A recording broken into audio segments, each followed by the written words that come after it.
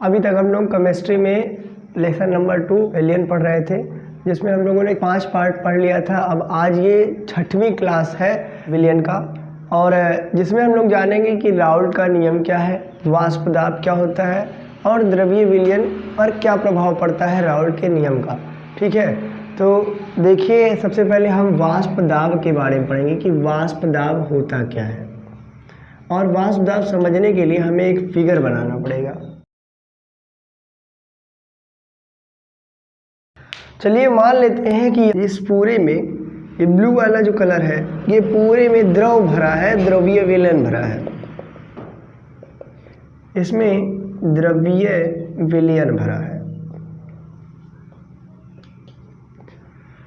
अब द्रवीय विलयन को यदि ताप दिया जाए यानी कि गर्मी दी जाए तो क्या होगा, इसमें भाप बनेगा। ठीक है, तो वाष्प बनेगा।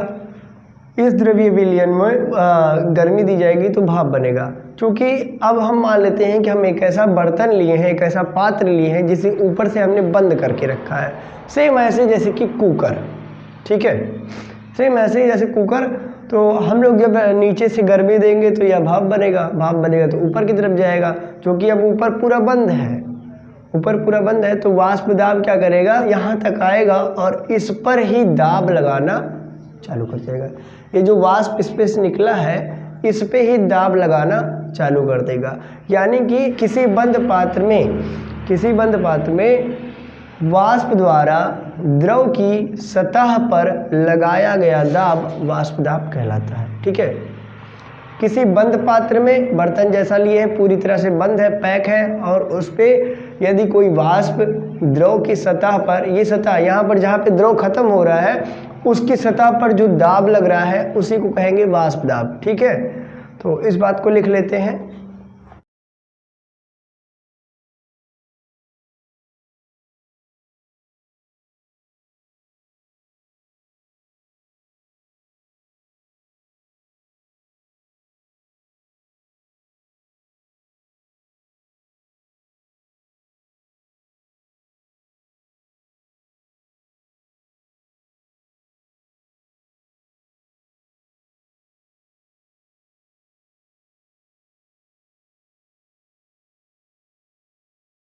पर प्रेशर, तो देखिए वाष्प दाब क्या है, वाष्पशील। यह कौन सा शब्द है जो वाष्प उत्पन्न कर सके, ठीक है, उसे वाष्पशील विलयन कहते हैं। वाष्पशील विलयन में वाष्प द्वारा इस द्रव की सतह पर लगाया गया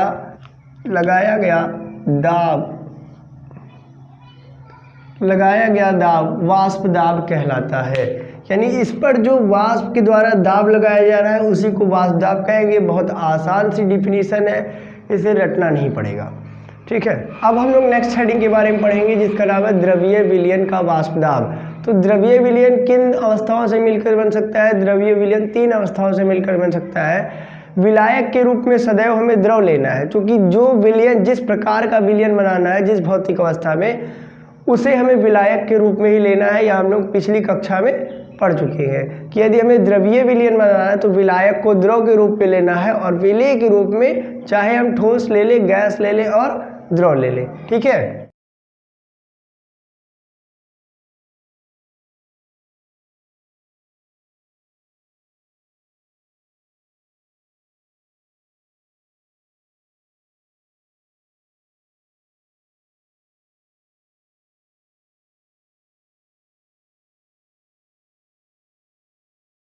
तो देखिए आज का टॉपिक यही मेन है, द्रवीय विलयनों का वाष्प दाब, vapour pressure of liquid solution. तो द्रवीय विलयन किस प्रकार से बन सकते हैं, जब विलायक को हम द्रव के रूप में लें। ठीक है, पॉइंट करके लिखेंगे कि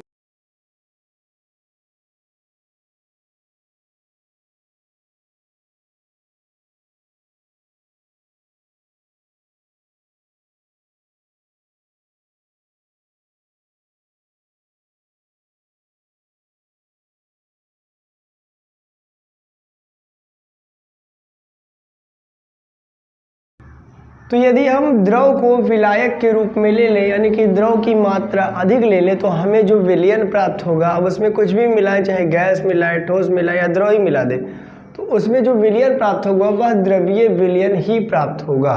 ठीक है। तो यदि हम द्रव को विलायक के रूप में लिया जाए तो द्रव्य विलयन बनता है, ठीक है। अब द्रव्य विलयन की कुछ कंडीशन है।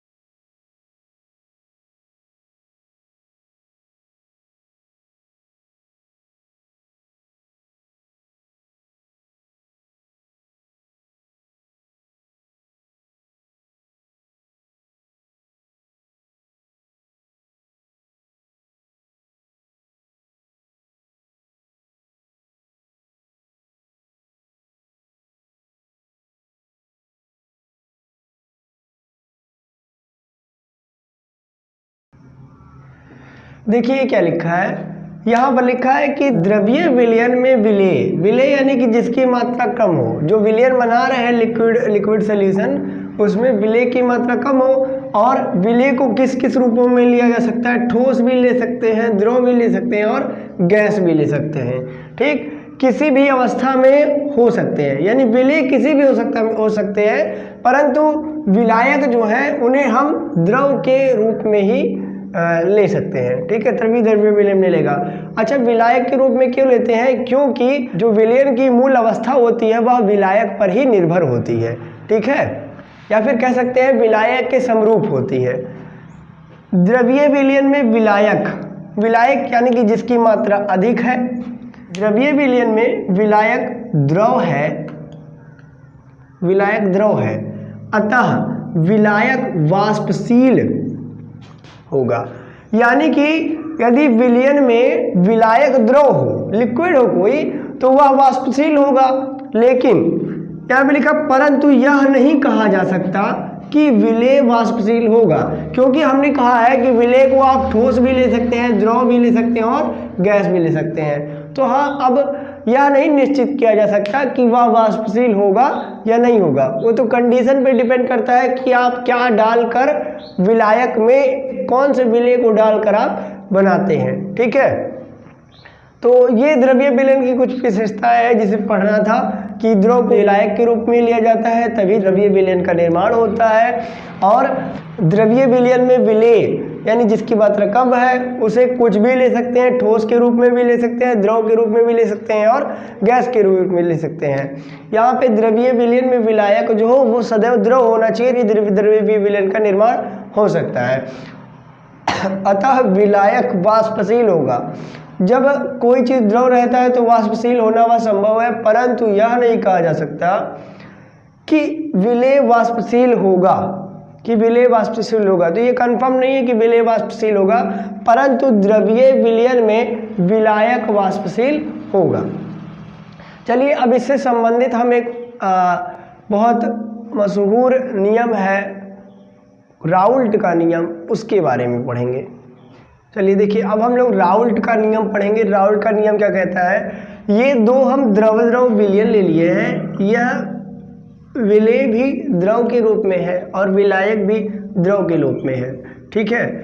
यदि इन दोनों को एक बीकर में या फिर पात्र में बंद कर दिया जाए और इन्हें उष्मा दी जाए, गर्मी दी जाए, तो इसमें दो प्रकार के दाब काम करते हैं। यहाँ पे जो नीचे वाला है यह ऊपर की तरफ दाब लगाएगा, और ये जो ऊपर वाला द्रव है यह नीचे की तरफ दाब लगाएगा। तो इस तरह से यह दो दाब बनेंगे जिसे हमने P1 और P2 लिख रखा है। क्योंकि ये जो द्रव से मिलकर द्रव्य विलयन बन रहा है, इसमें दो द्रव के अवयव के मोल अंश होंगे, उसे हमने पहले वाले को मान लिया है x1 और यहाँ के मान लिया है x2। यहाँ पर x1 पहले वाले अवयव के मोल अंश है और ये x2 दूसरे वाले अवयव के मोल अंश है। ठीक, तो इस पे दो प्रकार के दाब लग रहे हैं, उससे संबंधित ही राउल्ट का नियम है। देखिए राउल्ट का नियम क्या कहता है, वाष्पशील द्रवों यानी कि ऐसे द्रव जिसका वाष्प बनाया जा सके या फिर वाष्प बन सके कि विलयन में प्रत्येक अवयव का आंशिक, प्रत्येक अवयव का यानी कि जो विलयन बना है वो कितने अवयव से मिलके बना है।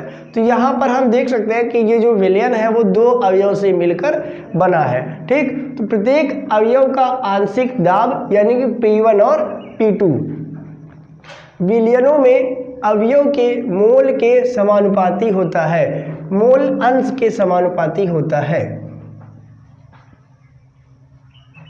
मोल अंश के समानुपाती होता है। ठीक है, यानी कि यह जो मोल अंश है यह इस पर लगाए गए दाब के समानुपाती होगा। अब पहले मान लेते हैं कि पहले अवयव के लिए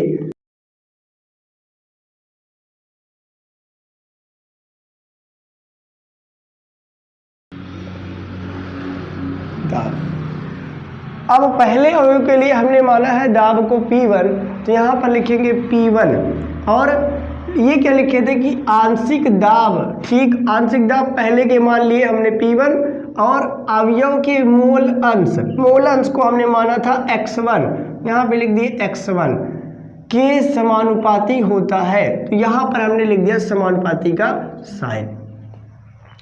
ठीक है, अब यदि हम इसे छोड़ देते हैं और आगे बढ़ते हैं दूसरे के लिए। इसे मान लिया है हमने P1, अब ऐसे ही दूसरे अवयव के लिए किया जाए। दूसरे अवयव के लिए यहाँ पर वाष्प दाब सही रहेगा, वाष्प दाब के लिए वाष्प दाब। तो दूसरे अवयव के लिए मोल अंश को हमने x2 माना था और वाष्प दाब को P2 माना था। तो यहाँ पे P2 लिख देते, P2 is directly proportional to x2। यहाँ पर P1 पहले अवयव का वाष्प दाब है और यहाँ पर x1 पहले अवयव के मोल अंश है और यहाँ पर P2 दूसरे अवयव का वाष्प दाब है और यहाँ पर x2 दूसरे अवयव का मोल अंश है। ठीक है, चलिए पहले अवयव के लिए हमने वाष्प दाब किया तो P1 समानुपाती x1 यानी कि आंशिक दाब मोल अंश के समानुपाती होता है। अब यहाँ से यदि समानुपाती का चिन्ह हटाएंगे तो यहाँ पे आएगा P1 is equal to P1 not. इसे आप P1 नॉट भी बोल सकते हैं और P1 जीरो भी बोल सकते हैं और यहाँ पर आ जाएगा x1। यह P1 नॉट क्या है तो यहाँ पर लिख देंगे यह P1 नॉट सामान्य ताप पर शुद्ध घटक का वाष्प दाब, शुद्ध घटक का वाष्प दाब है। यानी कि जब हमने द्रव डाला ही नहीं था, केवल वह शुद्ध था, मिलाने पर वह अशुद्ध हुआ या नहीं कह सकते, लेकिन जब हमने डाला ही नहीं था तो उसका जो वाष्प दाब था उस पे सामान्य ताप पर जो शुद्ध घटक का इस अवयव का वाष्प दाब था वह था P1 नॉट। ठीक है, सेम ऐसे ही दूसरे के लिए करेंगे। दूसरे अवयव के लिए वाष्प दाब P1 समानुपाती x2, P2 समानुपाती x2। यहाँ पर यदि समानुपाती का साइन हटाना है तो इक्वल कुछ कांस्टेंट लाना पड़ता है। तो यहाँ पर P1 आया है, यहाँ पर आ जाएगा P2 नॉट और x2, P2 नॉट x2। यहाँ पर P2 क्या है, सेम वही चीज़ जो यहाँ पर लिखा गया है कि यहाँ पर P2 नॉट सामान्य ताप पर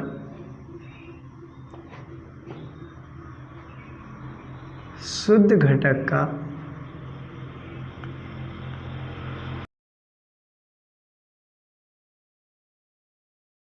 तो देखिए यहाँ पर P2 जो है वो सामान्य ताप पर शुद्ध घटक का वाष्प ताप था, यानी कि जब जो घटक अवयव लिया है हमने वह पहले शुद्ध था। तो यहाँ पर हमें दो समीकरण मिल गए हैं, इसे मान लेते हैं समीकरण नंबर 1 और इसे मान लेते हैं समीकरण नंबर 2। तो अब हम जानेंगे डाल्टन एक वैज्ञानिक है जिन्होंने आंशिक दाब के रूप में के संबंध में एक नियम दिया। तो उस बात को लिखेंगे कि डाल्टन के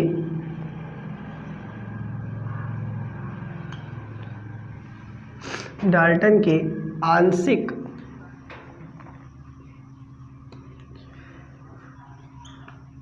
दाब के नियम के अनुसार। तो डाल्टन एक वैज्ञानिक थे जिन्होंने बताया कि विलयन का जो वाष्प दाब है, विलयन का कुल वाष्प दाब जो है वो अवयवों के वाष्प दाब के योग के बराबर होता है। यानी कि उस पात्र में कुल कितना वाष्प दाब लग रहा है यह निश्चित करता है अवयव के कुल दाब कितने हैं। इन दोनों को जोड़ दिया जाए तो हमें आंशिक दाब उस विलयन का प्राप्त हो जाएगा। तो इसी बात को हम डाल्टन ने जो बताया था कि यदि विलयन का जो वाष्प दाब है वो अवयवों के वाष्प दाब के योग के बराबर होता है, इस बात को लिखेंगे।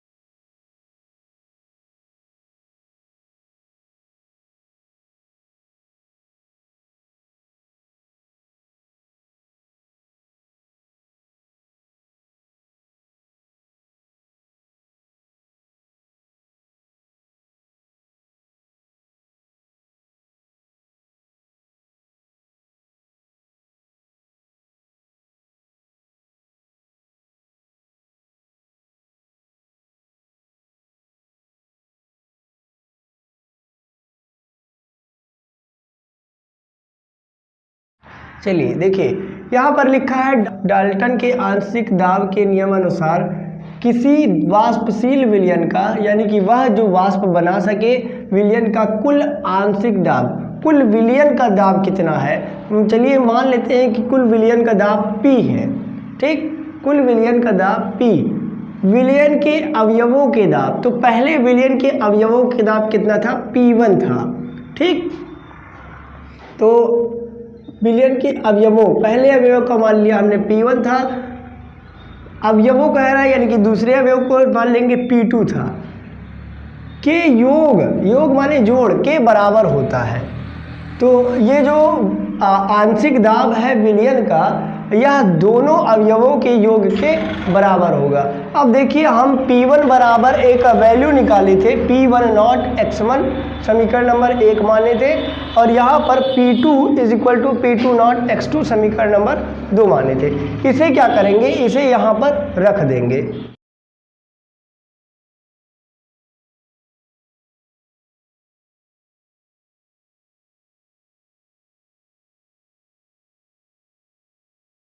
x2 देखिए अब यहाँ पर क्या कर रहा है, ये x1 के बारे में यदि हम बात करें तो इनके जो मोलंस है, विलयन के मोलंस, दो अवयव थे तो दो प्रकार के मोलंस होंगे, x1 और x2।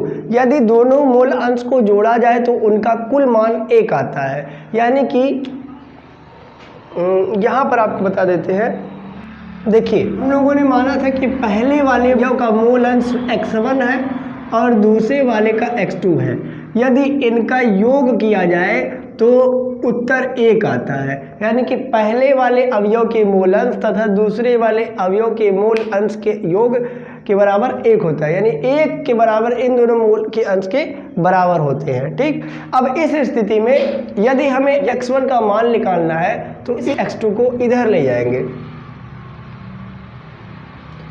यदि हम इस x2 को इधर ले जाए तो ये प्लस में है, इधर आएगा माइनस में हो जाता है, तो 1 माइनस x2। तो यहाँ पर x1 का वैल्यू आ गया 1 माइनस x2। यहाँ पर आपको x1 दिखाई दे रहा होगा, इसी x1 की जगह पे 1 माइनस x2 लिख देंगे, क्योंकि यहाँ पर x1 की वैल्यू हुई 1 माइनस x2 है। बस इसी बात को लिखेंगे यहाँ पर, p इज इक्वल टू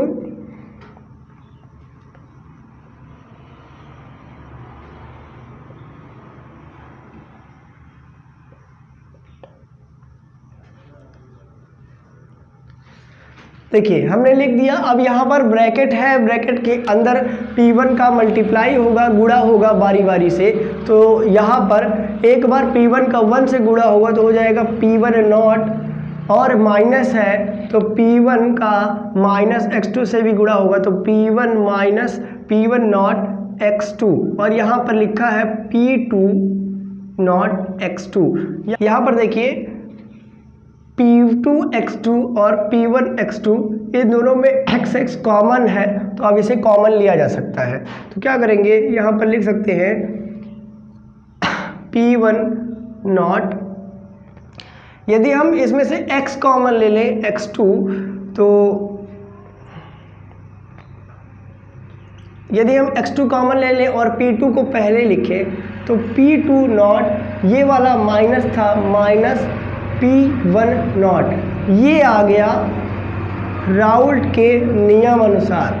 ठीक है, यही है राउल्ट का नियम।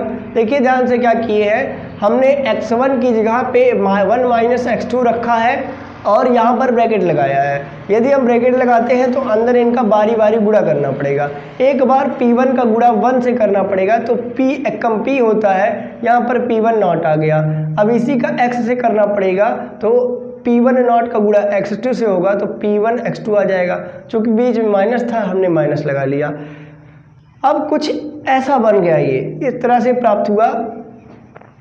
तो अब देखिए हम देख रहे हैं कि इसमें जो है x2,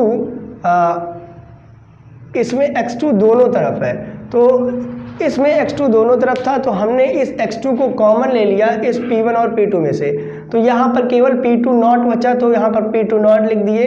उसके बाद यहाँ पर इस वाले में माइनस P1 नॉट बचा तो हमने यहाँ पे माइनस P1 नॉट ले लिए। चूँकि हम x2 कॉमन ले चुके हैं तो यहाँ पर केवल माइनस P1 नॉट बचा है। तो इस तरह से द्रव्यीय विलयन के वाष्प दाब का फार्मूला आता है जो राउल्ट ने बताया था। डाल्टन के नियम अनुसार बताया कि किसी वाष्पीय दाब विलयन का कुल दाब अवयवों के दाब के योग के बराबर होता है। तो ये था राउल्ट का नियम। अब राउल्ट के नियम से संबंधित कुछ बातें हैं जो हम करेंगे, इसे नोट कर लीजिए पहले।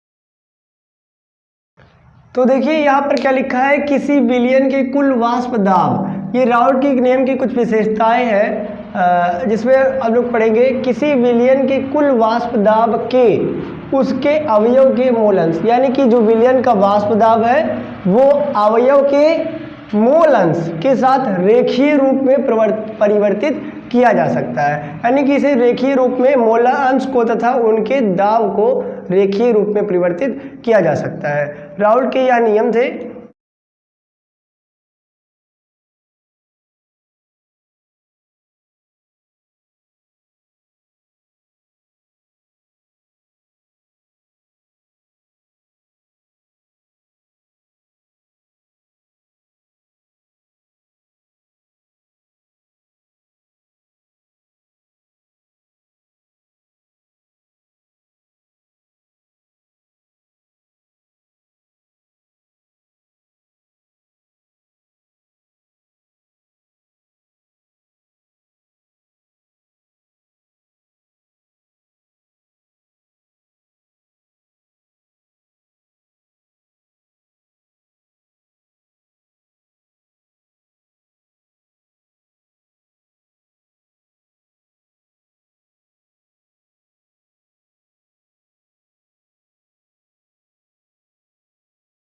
ये देखिए राउल्ट का दूसरा नियम क्या कहता है, यदि कोई विलयन सभी सांद्रणों के लिए राउल्ट के नियम का पालन करता है, यदि कोई विलयन जो है वो राउल्ट के नियम का सभी सांद्रणों के लिए नियम का पालन करे तो उसका जो वाष्प दाब है एक सरल रेखा में शून्य से शुद्ध विलायक के वाष्प दाब की ओर बढ़ता है। इसको हम फिगर वाइज समझते हैं तब ज़्यादा समझ में आएगा।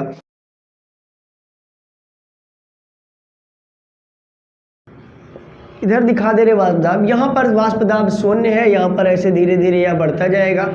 इधर विलायक के मोलंस को ले लेते हैं कि विलायक की मोलंस है,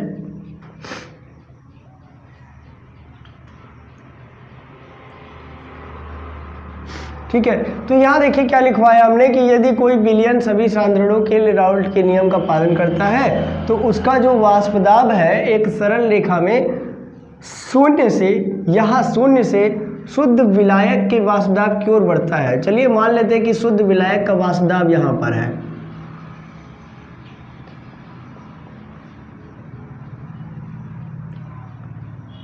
का वाष्प दाब, तो शुद्ध विलायक का वाष्प दाब यह है। तो यह शून्य से एक सरल रेखा बनाता है जो शुद्ध विलायक के वाष्प दाब की ओर बढ़ता है। यहाँ से एक रेखा बनाएगा जो शुद्ध विलायक के वाष्प दाब की ओर बढ़ेगा।